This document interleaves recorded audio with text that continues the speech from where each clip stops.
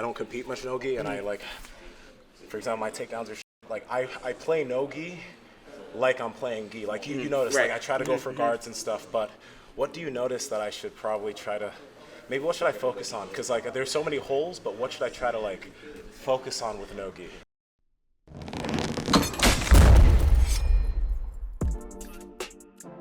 So what I would say, especially if it's a points game, like you're doing a no-gi competition, and By that, I lost by, like, you took my back, I would have lost by points. so what I would say is, even if you're guard oriented, almost throw some fakes in there, like you do want to wrestle, to keep me honest. Because let's say I've studied you, or I can just tell by your stance that you're a guard puller. Like you're waiting for me to initiate, or you're waiting for me to grip, and then you sit. I can tell by your stance, you're more so waiting for me to come in. You're not necessarily in a explosive base, let's call it, to where I feel threatened on the guard pull or a shot. Yeah. You're kind of waiting for me flat-footed, so I can anticipate you're going for a guard pull. So with that said, the guys that have experience could even time your guard pull to where as you're guard pulling, I just touch a leg and then take down point, something stupid like that. Yep. So even when I'm playing guard and no-gi, people know that I'm coming from a wrestling background, so I'll use that to my advantage.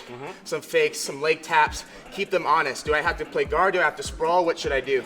And then I can use that to actually get into a better position if I so choose to play guard, or I might pull guard and then decide to wrestle up because you're like, oh, thank God we're not wrestling. You come into like a wrestle up type of position. I might go shin to chin, kick you off, or I might just wrestle up into a single leg or whatever, you know? So being versatile, not even necessarily overly good with one or the other, but showing the person that one or the other is a threat will keep me more honest. Okay. Because right there, I'm like, okay, he's gonna play guard, and not just because we've been rolling, but I can assume. Yeah. So my thought process is, I gotta keep you from touching me, because like IBJJF or whatever, they gotta generally make a grip before you sit, right? Yes. And so I'm like, okay, I gotta shoot from distance. So I either need to time him as he's reaching, or just time him by a fake, and that should give me a relatively easy takedown. And with that, I already start up like 2 points or whatever.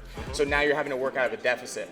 So it gives me more of the luxury to pick and choose how I want to shoot, where I want to end up, and how much of a point spread I start up by. Yeah.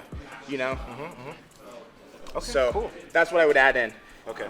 Just some fakes, and that could be like, because you're very athletic, you're light on your feet, so add that into your stand-up game. So like Nicky Rod talks about it a lot, I talk about it a lot, like throw some footwork in there, like get a little bit loose, like almost like you're dancing here. Yeah. I might be a guard player, but I still throw some fakes here. To make me move, because you were doing that. Yeah, I might touch and fake, maybe you pull back, and then I sit, and then I come up. Or vice versa. Yeah. You know, so, and I can even use a failed shot to sit into guard, something like that. So then that way I'm dictating what's happening. Yeah. For example, I had this match, I'm gonna use his name because he stole money and flaked out on me. I had a match against, he blocked me. We see you. He blocked me on Instagram, so it's fine. But anyways, we were supposed to have a match, and he's like a world team member, caliber wrestler. Okay. So my game plan going in the match was, I was gonna wrestle him a little bit, but if I took a shot and he started sprawling hard, I was gonna use that to get in my guard, hopefully some type of leg lock entry. Yeah. So I could show him takedowns to the effect of where, okay, this guy's a better wrestler than me.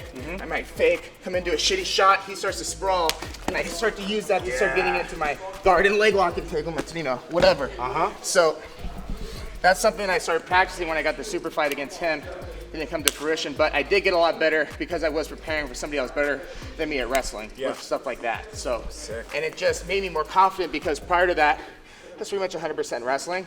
I had guard, but I wasn't confident in it. Now, doing that, I feel confident no matter where it goes.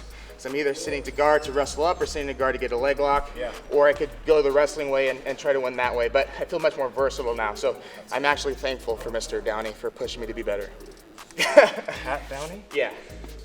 Yeah. Oh shit. Yeah, Okay. Tell the story after the camera. I'm very curious. All right, guys. Well, I don't know what this video is going to turn into, but it was really fun podcasting with you, Jimmy. Thanks for coming to roll. Likewise. Teaching me some no-gi, and yeah, man. I hope. I need to come down your way and roll with your people soon. Dude, yeah, please come to Arizona for sure. I will. If you guys are in the Arizona area, Phoenix, North Phoenix, come visit TNT MMA Training Center in Phoenix. Myself and Coach Scott Tannenbaum, my coach, my mentor, one of the best people I know, will gladly take care of you. Open gym, come down. roll with us, get some no-gi in. We love to have you. All right, guys, this is Nsima from Casio Wernick Jiu-Jitsu and the Super Training Gym. Strength is never weakness. Weakness is never strength. Catch y'all later.